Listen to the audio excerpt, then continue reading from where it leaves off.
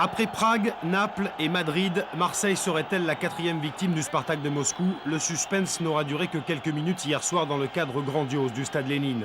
Quelques minutes pendant lesquelles les soviétiques ont fait illusion à coups de longues ouvertures vouées le plus souvent à l'échec.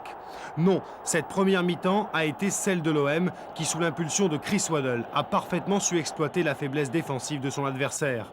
Pour preuve, les salves successives déclenchées par Jean-Pierre Papin, véritable diablotin dans les lignes arrière du Spartak.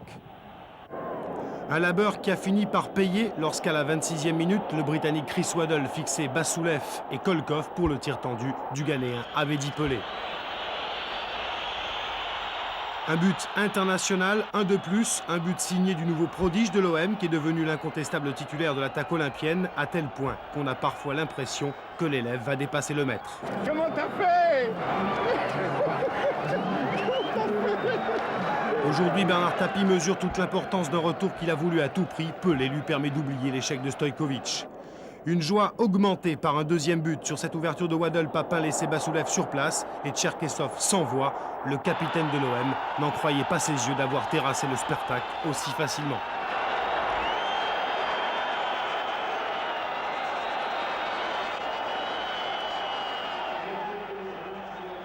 Oleg Romantsev a dit lors de la conférence de presse que Marseille, à son avis, était la seule équipe qui avait deviné le jeu du Spartak. Vous pensez que c'est vrai ?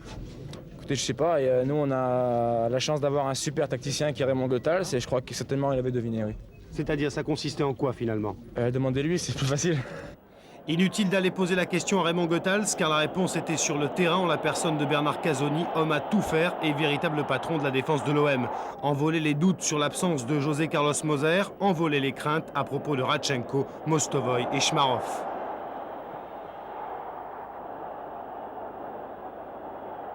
Caso derrière a été remarquable et puis je crois qu'il faut tirer un grand coup de chapeau au groupe en général parce que vraiment tout le monde a été solidaire, tout le monde s'est remis en confiance et tout le monde a essayé de faire gagner son équipe.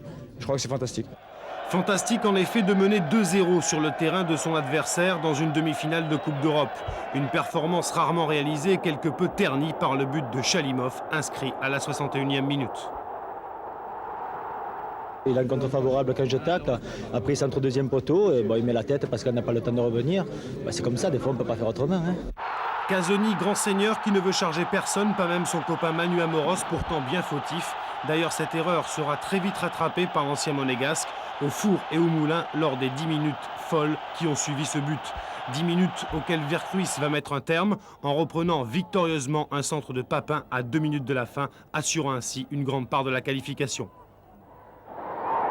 C'est jamais bien facile de rentrer comme ça, mais ce qui est important, c'est le résultat de l'équipe. 3-1, c'est pratiquement la finale. Un mot aussi de Pascal Olmeta, auteur de plusieurs interventions déterminantes. Le gardien de l'OM est visiblement bien dans sa peau, comme son équipe. Olmeta qui aujourd'hui ne doute plus. Avant, on disait qu'Olmeta était fou et je crois que je le suis toujours. À partir du moment où je veux garder mes buts propres et nets, je veux dire ne pas prendre de but, il n'y a rien qui peut me faire peur devant. Je crois que quand il faut sortir prendre le ballon, c'est le ballon qu'il faut avoir. Et ce soir, j'avais vraiment envie de le prendre pour aller à bas. Et si je peux dire quelque chose en plus, c'est que per tutti, ad la course, per tutti i nostri corsi che guardano davanti alla televisione, stasera a vittoria andiamo a Eli. Forza! Quant à Raymond Goethals, il est resté discret hier soir, bien content d'avoir joué ce mauvais tour aux Soviets. Pas de triomphalisme, car ne l'oublions pas, il reste 90 minutes à jouer. Même Bernard Tapie n'a pas tenu à faire de particularisme. C'est les joueurs, c'est lui, c'est le soigneur, c'est le secrétaire général, c'est le chauffeur de car, c'est tout le monde. Une équipe, on ne peut pas savoir. Raymond, avec l'équipe des Girondins de Bordeaux, il n'aurait pas été en finale de Coupe d'Europe. Et puis nous, sans entraîneur, on ne serait pas allé non plus. L'OM vainqueur 3-1 à Moscou, c'est un grand pas de fait vers la finale du 29 mai. Quel sera alors l'adversaire des Marseillais? Difficile à dire après la victoire surprise de l'Étoile Rouge de Belgrade sur le terrain du Bayern de Munich. Pourtant, les Allemands avaient marqué les premiers grâce à Wolfhard. Mais les Yougoslaves ont une fois de plus affirmé qu'il faudrait compter avec eux. Égalisation de Panchev juste avant la pause, suivi d'un deuxième but de Savicevic. Deux joueurs que l'OM pourrait bien retrouver sur son chemin dans un mois et demi.